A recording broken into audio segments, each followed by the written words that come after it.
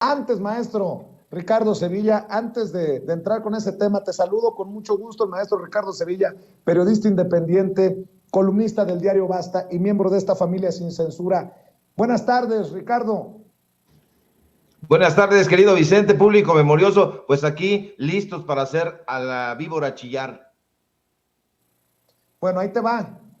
Leo a Laura Sánchez Ley, periodista, autora del libro Aburto, Testimonios desde Almoloya, trabaja en Expedientes Secretos en Milenio TV, pero lo que publica hoy también es cabrón. Hoy, no ayer, no hace una semana, hoy.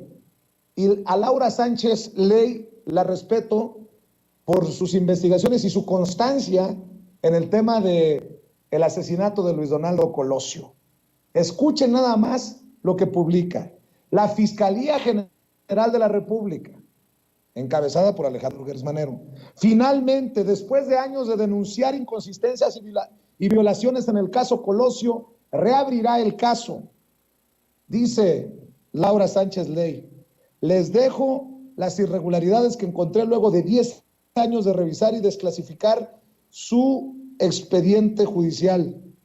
La sentencia del caso está sustentada en una declaración, la de Graciela González, novia de Aburto. Sin embargo, al ver los careos encontramos que se retractó y dijo que Aburto nunca le confesó el asesinato, sino que la Policía Federal la obligó a firmar unas hojas. Graciela no pido nada en contra tuya, puedes estar siendo intimidada, sobornada o engañada. Graciela continúa en silencio, transcurren unos segundos y lo que escucha es el llanto de Mario Aburto. No, él no me lo dijo. La taquimecanógrafa vuelve a consignar, no para de llorar. La descripción exacta de cómo Aburto disparó la conocimos gracias a 8 policías federales. Según ellos, vieron cómo Mario disparó 2 veces. Sin embargo, encontré que 6 policías no participaron en la detención o estuvieron cerca y fueron presentados como testigos del crimen. Otros testigos clave fueron sus primos Marcelino y Mauricio, quienes aseguraron que Mario les enseñó unos días antes el arma homicida. Días después se retractaron y aseguraron que fueron torturados y que los amenazaron con echarlos en un hoyo. Evidentemente, la Fiscalía General de la República tendrá que buscar a José Antonio Sánchez Ortega, un agente del CISEN, quien fue detenido con sangre en su chamarra y plomo en las manos, y aún así fue liberado a las 3 horas de ser detenido el 23 de marzo de 1994. Y es que primero Sánchez Ortega aseguró que no iba armado el día del magnicidio, ya que dentro del trabajo que realizaba no se le permitía portar armas de fuego. El dictamen firmado por 4 peritos concluyó que en las manos de Sánchez existía la presencia de plomo y bario. Para mí, evidentemente, tiene fines políticos electorales. Además, las cajas de pruebas están destruidas o echadas a perder. Lo dejaron morir. Las balas andan regadas en una caja. Yo las recogí. Además, que muchísimos de los involucrados han muerto. Consigna en Twitter esta periodista Laura Sánchez Ley. Pues parece que las cosas se empiezan a mover, mi querido Ricardo Sevilla. Sí, las cosas empiezan a moverse y ojalá tomen un cariz más investigativo. Aquí es importante lo que está haciendo Laura Sánchez Ley, a quien yo también respeto. A pesar de que trabaja en Milenio, a pesar de todo eso, pues ha logrado también un cierto prestigio periodístico muy distinto a lo que hace su compañera pues de un lado, que es Azucena Uresti. Aquí estaríamos ante un fenómeno inédito, una periodista que está escarbando sobre el caso Colosio, pues es muy relevante estas pruebas, las fotografías que está compartiendo en este hilo, es algo que nunca quedó muy claro. Un libro, y aquí a lo mejor se puede, voy a recibir el abucheo general, pero Héctor Aguilar Camín escribió un libro que se llama Colosio, y ese libro que me parece de lo mejor que escribió Aguilar Camín, no así sus novelas, no así lo que publica en Exo, sino en ese libro hace una investigación donde salen a relucir nombres incómodos, incluso por ahí, además de Manuel Camacho Solís, sale a relucir el nombre de Marcelo Ebrard, no se ha leído ese libro como debería, está publicado en Alfaguara, échenle un ojo, porque ahí sí Aguilar Camín se mete a fondo y hace señalamientos interesantes. Yo creo que había un distanciamiento ahí de Colosio, porque hay que recordar que Aguilar Camín fue siempre muy cercano a Carlos Salinas de Gortari, fue su intelectual de cabecera, pero el caso Colosio, insisto, siempre estuvo lleno de bruma y hasta hoy esa bruma no se ha podido aclarar y hacen falta investigaciones. En este caso, pues es un gran atisbo lo que hace Laura Sánchez Ley. Habría que darle seguimiento y sería interesante también que compañeros y compañeras periodistas de investigación le tomáramos la palabra y le metiéramos a ese caso, del cual se han hecho documentales, se han hecho reportajes, se han hecho inferencias, pero que no está aclarado por completo, y esto que dice de haberlo dejado morir, pues bueno, es un señalamiento que deja la víbora chillando y estaremos muy atentos. También vamos a revisar a ver qué es lo que podemos encontrar, porque de eso se trata el periodismo de investigación, no de salir en primer cuadro, no de hacer un show mediático, sino de tratar un poco de renunciar a los reflectores y ponernos a investigar, ponernos a escribir, ponernos a esclarecer para que se lleve a cabo una investigación colectiva. Eso es lo que hace falta en este país, en este gremio, donde ya parece que el periodismo de investigación se ha convertido en otra cosa y pues bueno, todo el mundo quiere tener columnas de opinión, todo el mundo quiere participar dando su punto de vista, pero han renunciado a los datos duros. Entonces, esto que está haciendo Laura Sánchez Ley, insisto, me parece de la mayor relevancia. Bueno, también relevante lo que hoy hizo el presidente. Nuevamente rescata un extracto de la entrevista que le concedió el Papa Francisco a una colega periodista, un medio argentino. Y vaya que si deja la víbora chillando, mi querido Ricardo Sevilla, y te voy a pedir que me ayudes con la desmenuzada, con el análisis. ¿Por qué no sé si me ayuda a proyectarle a la audiencia de Sin Censura esto de la caca en el periodismo? Y vaya que si hay muchos que apestan, aunque lleven peluca verde o traje de marca, ¿verdad? ¿Verdad, Loret? A ver, échelo, Ceci.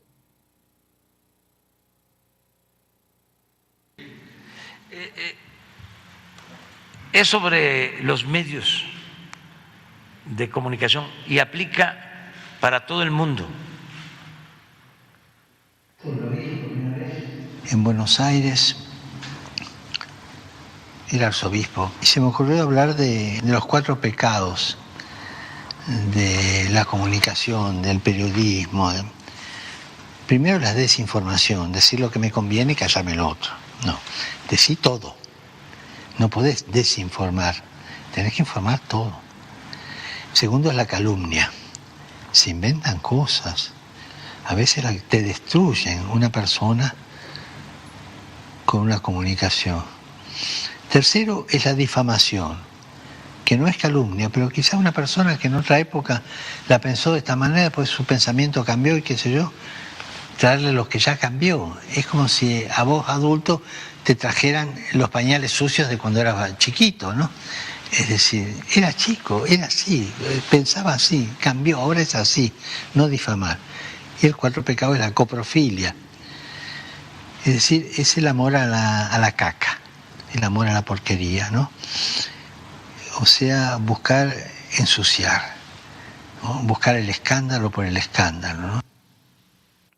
Mi querido Ricardo Sevilla, necesitamos de que nos ayudes a desmenuzar el nivel de las declaraciones del Papa y el mensaje tan duro desde la mañanera del presidente Andrés Manuel López Obrador.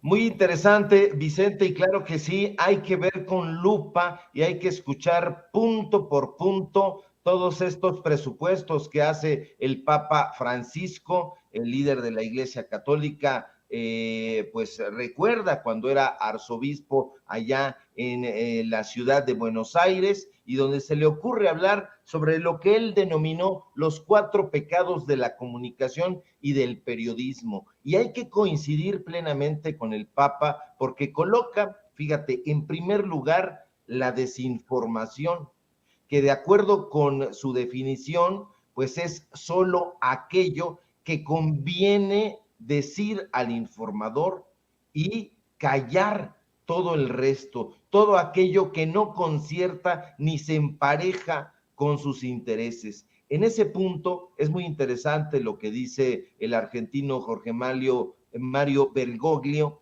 Dijo que un comunicador tiene que informar todo, y tiene razón. El comunicador no debe guardarse nada.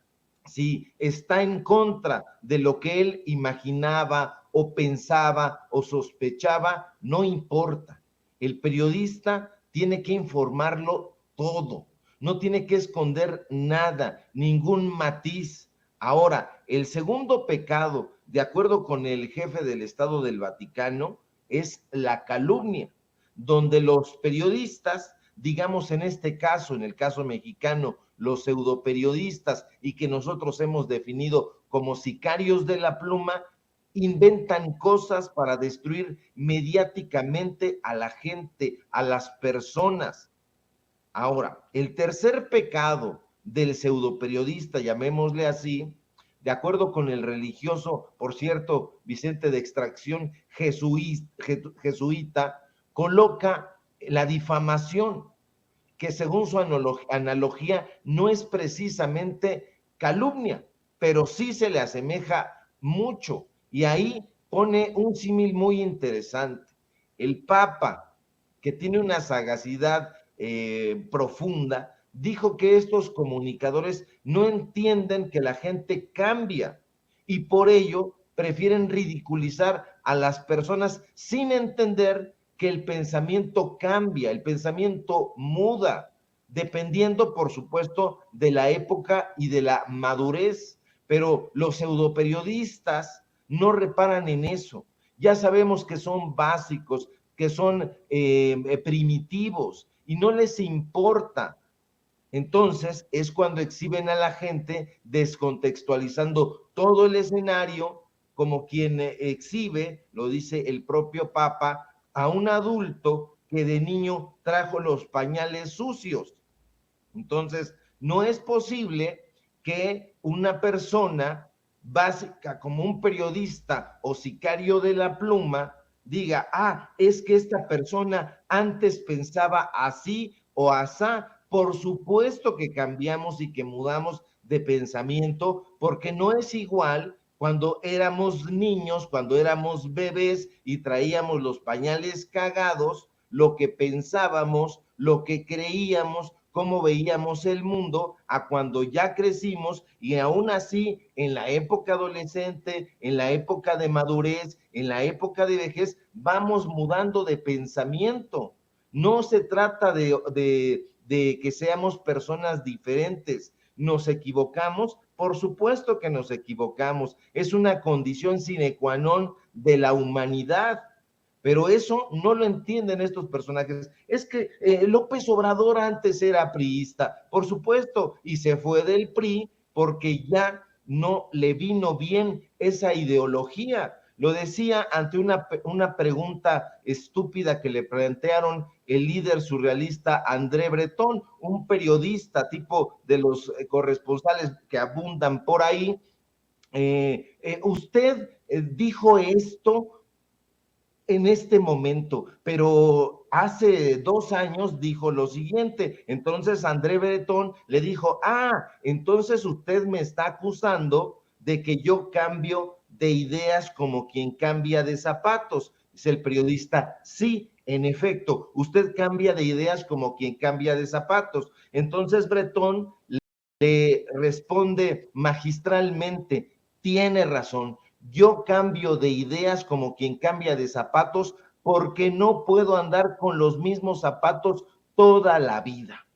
Y eso es lo que deben entender, Vicente. Una persona no puede andar calzando las mismas chanclas toda la vida. Si unos zapatos ya envejecieron porque las ideas envejecen también, entonces las cambias y punto. De ahí que el presidente López Obrador, pongamos por caso, pues ha confiado en personajes que decían haber cambiado y que no cambiaron, pero también ha confiado en personalidades que ya no tenían la misma ideología, ya no tenían el mismo punto de vista antes y cambiaron. Es el caso, por ejemplo, de Manuel Bartlett. Manuel Bartlett, pues sí, en un tiempo fue salinista, fue el poderosísimo secretario de Gobernación de Carlos Salinas de Gortari, pero ahora y desde hace tiempo ya cambió su perspectiva política, su manera de hacer las cosas. Entonces no nos podemos poner puristas. Ahora, como cuarto pecado del pseudoperiodista, el Papa, y que por cierto, Vicente, sabe bastante de analogías, puesto que fue profesor de literatura y psicología en la Escuela Jesuita Inmaculada Concepción allá en Santa Fe, colocó lo más interesante, la coprofilia, que según dijo, y dijo bien, es el amor a la caca, el amor a la porquería que solo busca ensuciar y escalar al escándalo. Y tiene razón Vicente, el jerarca católico. Recordemos que los pecados capitales, como se les conoce popularmente, también son definidos como vicios y conforman una serie de conductas que engloban algunas de las peores estulticias, algunas de las peores faltas de la humanidad. Y sinceramente hay que coincidir con que los medios de comunicación corporativos en México y en el mundo son cada vez más excrementicios, es decir, cada día resultan más degustadores de caca y no solamente la comen, la van lanzando por aquí y por allá. Que no se nos olvide en ningún momento que coprofagia en los animales es la ingestión voluntaria de heces fecales, o sea, de mierda, pero en los seres humanos es otra cosa. Y ahí se trata de una parafilia que es considerada como una suerte de fetichismo y que consiste en la excitación producida por las heces. Y los periodistas que trabajan en las empresas de comunicación de Eli Ortiz, El Universal, de Junco de la Vega, El Reforma, de Manuel Arroyo, El Financiero, o de Olegario Vázquez Aldir, de Imagen, parecen estar muy excitados ingiriendo mierda. Y lo mismo hacen, aunque ellos digan que son cercanos a la Cuarta Transformación, los empleados de Ricardo Salinas Pliego en Televisión Azteca, los empleados y las empleadas de Emilio Azcárraga en Televisa. Esos consumidores de caca, Vicente, gozan y se solazan difundiendo informaciones falsas que son diseñadas para hacerse pasar por noticias serias con el objetivo de difundir engaños. Es en suma desinformación deliberada para obtener fines políticos y financieros. Eso la gente lo tiene que decir y no importa que la embadurnen de caca. Entonces, por eso el Papa Francisco tiene razón, no es necesario hacer grandes deducciones lógicas ni ser un genio hegeliano para darnos cuenta que no solo se trata de inventar una historia por diversión, no se quieren divertir, se quieren divertir lanzando paletadas y carretadas de caca que además tienen objetivos y motivaciones económicas muy específicas. Aquí, a diferencia de lo que ocurre en Argentina, no estamos ante Joaquín Morales Solá, no estamos ante Jorge Liotti, ante Carlos Pagani, que son de los periodistas más destacados e influyentes allá en Argentina, ¿no? Aquí estamos ante Pascal Beltrán del Río, ante Loret de Mola, ante Ciro Comemierda, fíjate ahora que así le dicen, pues tiene razón y calza muy bien con lo que dijo el Papa Francisco. Las fake news llenas de caca siempre, Vicente, generan un daño muy grave a las dinámicas sociales, y eso lo sabe la oposición. Y cuidado con ese sucio fenómeno, porque es demencial. Y bueno, pues intentan enlodar, llenar de caca los espacios informativos. Yo creo que llegas a Televisa, llegas a Imagen y vas a encontrar ahí, como tú dices, hedores fecales. Definitivamente se trata de una lucha de la verdad contra la mentira, pero sobre todo de una lucha de higiene informativa contra la mierda. Uf, como diría el perro Bermúdez, y recontra mi querido Ricardo. Y ahora sí, creo que queda aquello de que cada quien se ponga el saco si le queda. Y creo que les va a quedar a muchos, les va a apestar a muchos. Recuerdo aquello que dijeron, no me acuerdo quién lo dijo aquí en Sin Censura, sobre el caso de Carlos Alarraqui. Hay algunos que se bañan en el estiércol y obviamente apestan. Mi querido Ricardo, hay que seguir hablando de estos temas. Te agradezco que lo hayas desmenuzado magistralmente, como siempre, para la audiencia de Sin Censura. ¿Y por qué no cerramos invitando a la gente para que esté al pendiente de tus espacios, esté al pendiente de tus trincheras, te lea, te escuche, te vea, maestro? Claro que sí, querido Vicente, al contrario, el gusto es mío, como siempre. Síganme, por favor, en mi columna del diario Basta. Hoy escribí acerca, a propósito de Enrique Peña Nieto, ya la compartí en redes y la vamos a estar difundiendo por aquí y por allá. No tiene caca, pero, pues bueno, a lo mejor despide malos hedores porque se trata de Peña Nieto. Síganme por favor en los datos duros. Hoy tenemos informativo en punto de las 8:30 de la noche. Síganme en mis redes sociales, @Sevilla Crítico en Twitter, en Facebook Ricardo Sevilla, así nada más. Y síganme por favor aquí en Sin Censura, donde estoy participando al filo de las 11 de la mañana, poco más tarde, más temprano, según la información lo dicte. Y te mando un fuerte abrazo, querido Vicente, y si todo marcha bien, nos encontramos por aquí el próximo lunes. Un excelente fin de semana. Igualmente, maestro, el maestro Ricardo Sevilla hablando con nosotros Sin Censura, y